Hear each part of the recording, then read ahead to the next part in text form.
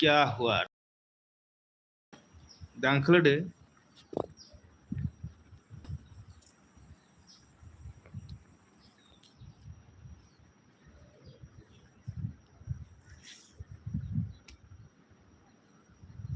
मा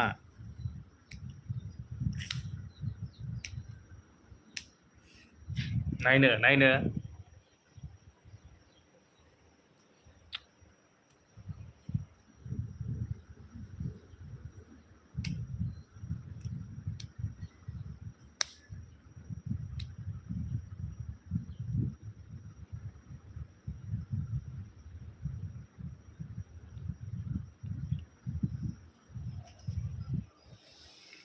मा थाखोमाया बेलाय मा थाखोमाया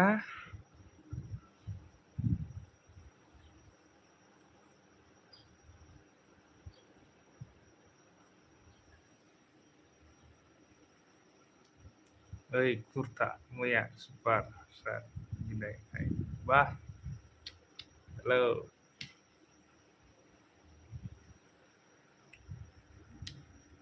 उन्दुबायलै मैया उन्दुनो ओंखारनायखाय उन्दुबाय आं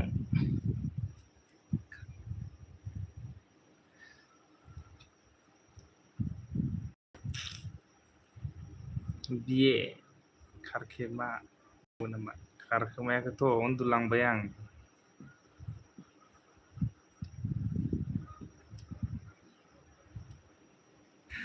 हाब्बा बेसे नुजाबावनांगौलै नुजाफेरथ्रा आङो लासिंसिं थेट नायनो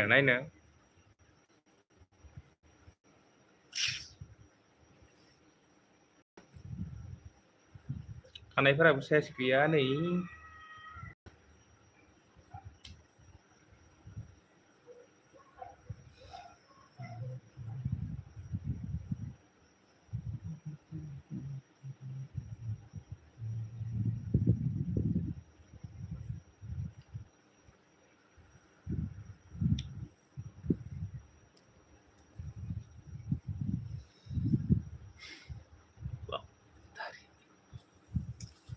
दारिमिनाना नामा दारिमिनाना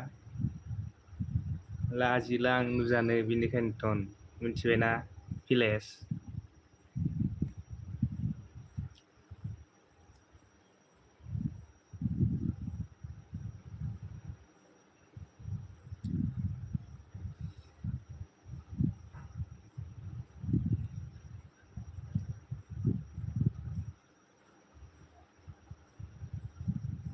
सिग्रेट सोबना गुस्थिखौ मानो गोसोम खालामना लाखो नोंसानालाय सिग्रेट सोबाथ' आं बहा सिग्रेट सोबनाय नुदों मोजां रायलायबा मा जायो सुनि रायलायदोआनो माथो लाजिला आं रायलायनो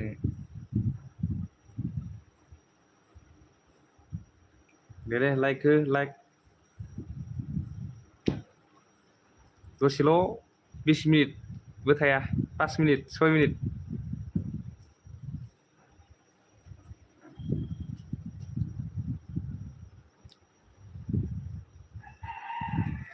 मा ओंख्रि होनो संनाय ओंख्रिया दिनै मिरामिस दालि आलु पनिर थै साला बहा थैनांगौ जाखो आंलाय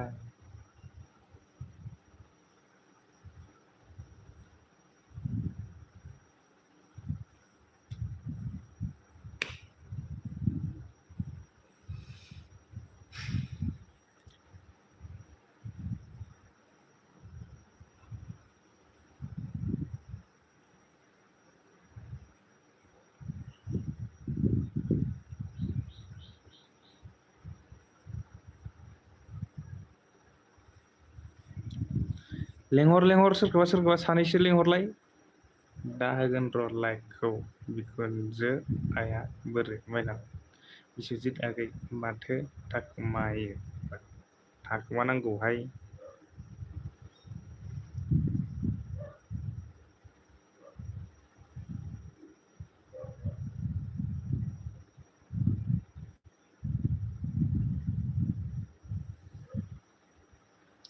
सय मिनिट जाबाय 10 मिनिट गाहाम 10 मिनिट मात्र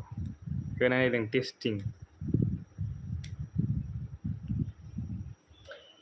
खोनादों टेस्टिं खानाय दारै सिनबाय गैला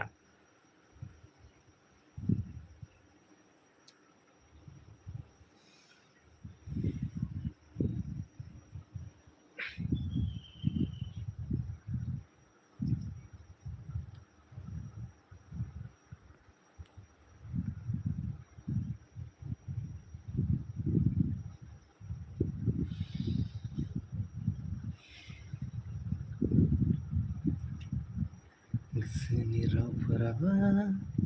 गोदै गोदै रावजों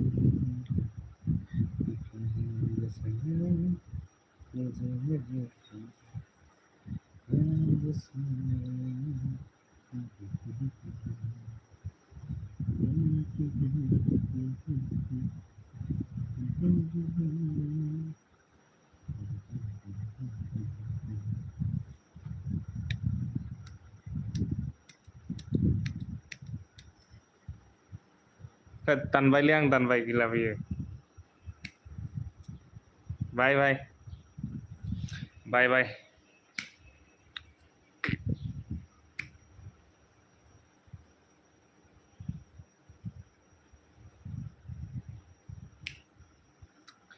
बाय बाय रावबानो फैया माथो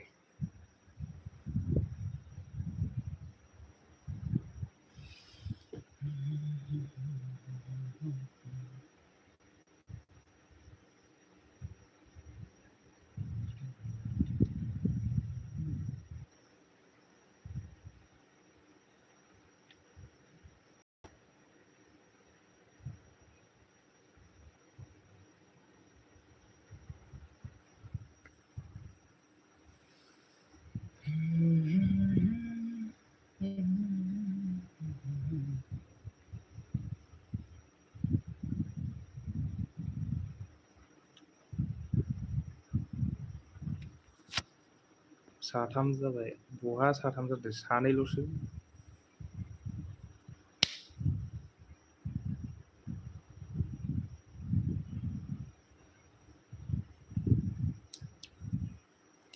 दस मिनिट सिमलायगोन आं खैजोन फैयो नायनि र' 9 मिनिट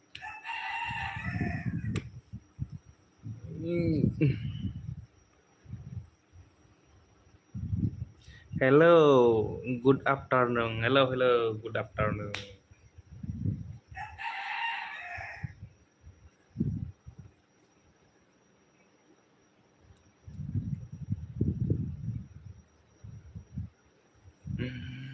मासे हेन्डसाम सोंनायालाय आयौ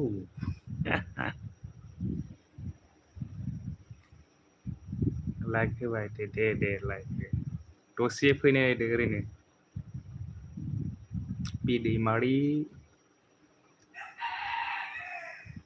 दिनैसो फार्स्ट टाइम हाखो दाखोल' जेरावबो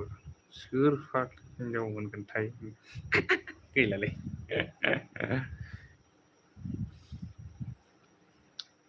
आखु दाखु जानांगौ मोननै लाइक डान्स उनिखि जानाय माबोरै दं मोजां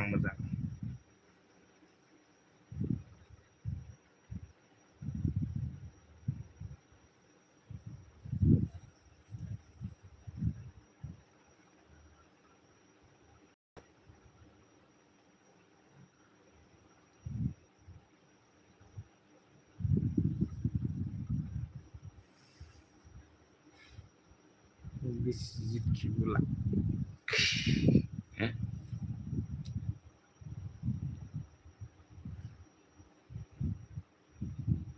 गैया रावबो गैया हारसिङै दं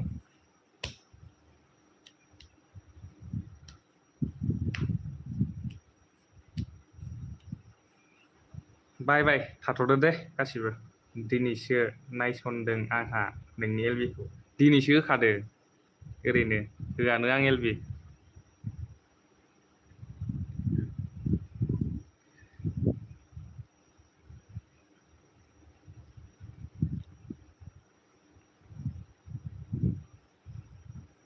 सोर फैयो ट्राय नायदों आरोखि औ आदसा येस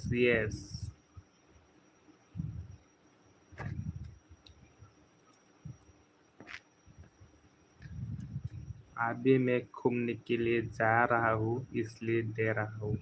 थोड़ा सा माइनाव सना मानसै होनफ्राम नोंनि जानाय सनिया आदसा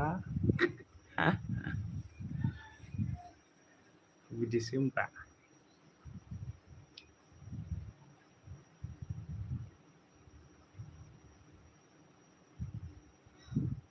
दे थाथ'दो दे बाय बाय दानबाय आं हले